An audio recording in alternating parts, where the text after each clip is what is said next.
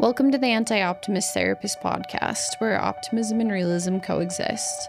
I'm April O'Neill, a therapist and relentless question asker about what it actually means to live well. Here, we don't do toxic positivity or one-size-fits-all advice. We look at the real human condition, the suffering, the striving, and the quiet resilience it takes to build a meaningful life.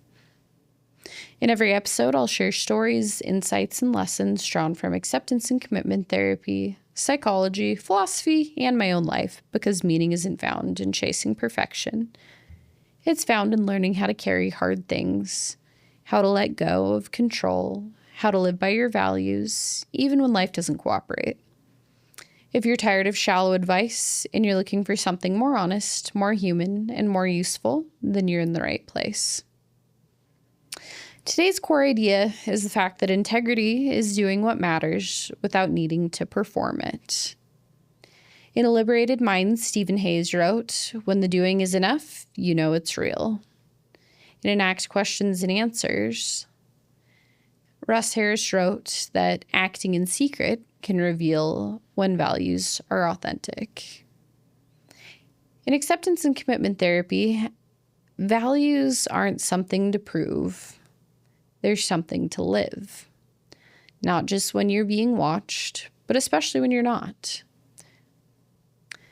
I think there's something tricky about growth in the age of likes and going viral.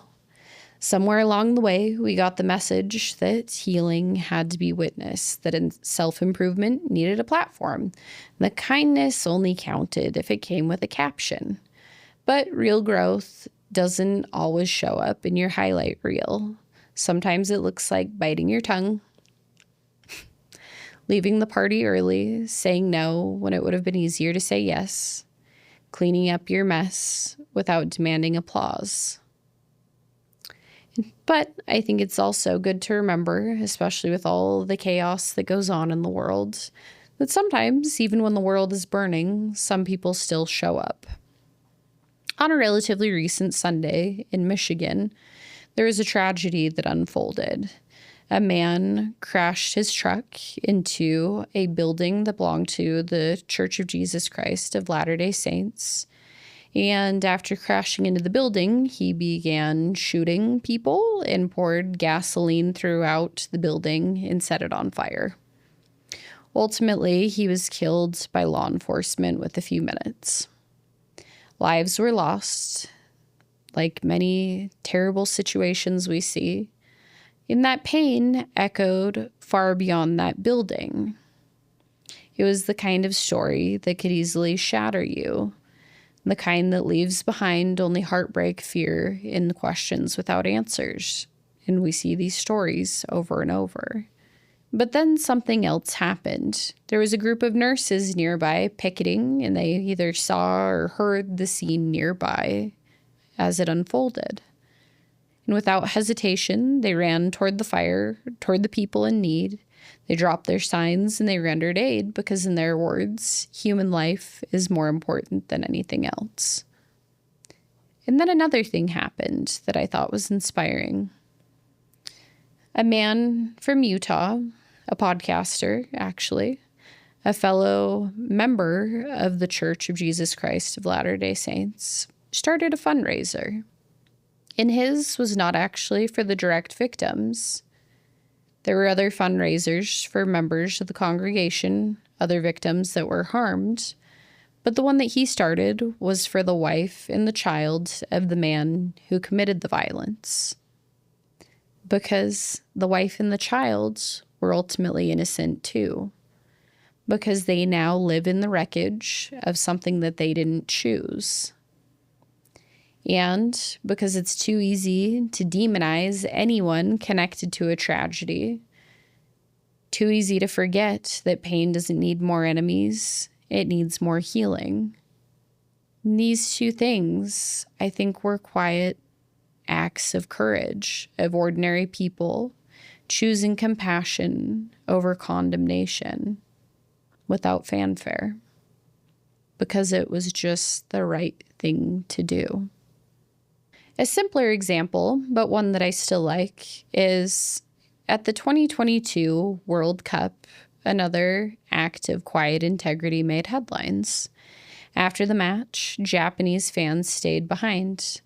Not because they were celebrating, but to clean. They brought garbage bags and quietly picked up trash. Not just their own, but what others had left behind. No one asked them to do it. They didn't do it for recognition, but they did do it because it aligned with their values: respect, cleanliness, responsibility.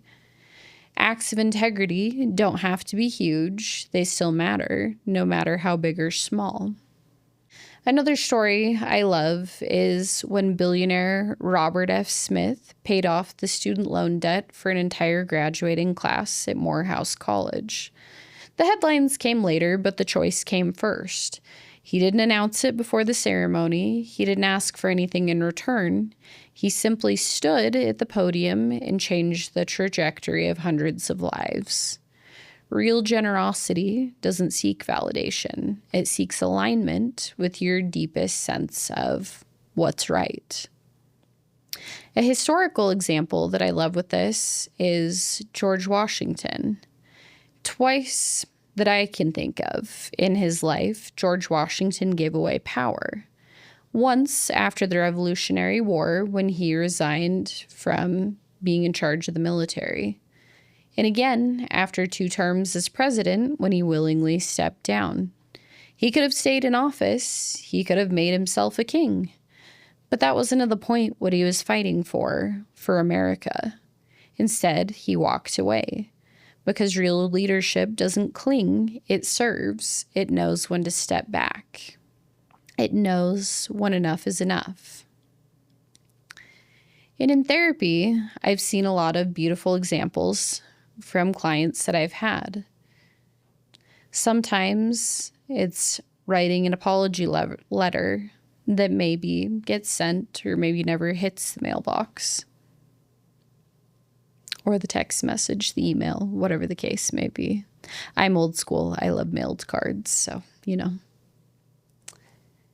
People who have given away their coat to someone in need when they really couldn't afford a new one themselves.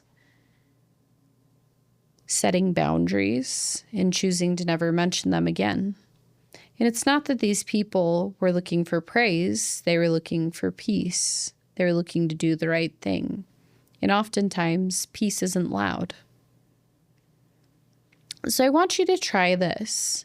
Ask yourself, what actions do I take only when someone's watching? What values do I want to live even when I know no one else will ever know, potentially? What's one quiet act I can do today, not for credit, but for congruence with myself? Kind of a final thought to wrap it all together. We live in a world that rewards the performance of goodness, but the most powerful integrity is often invisible.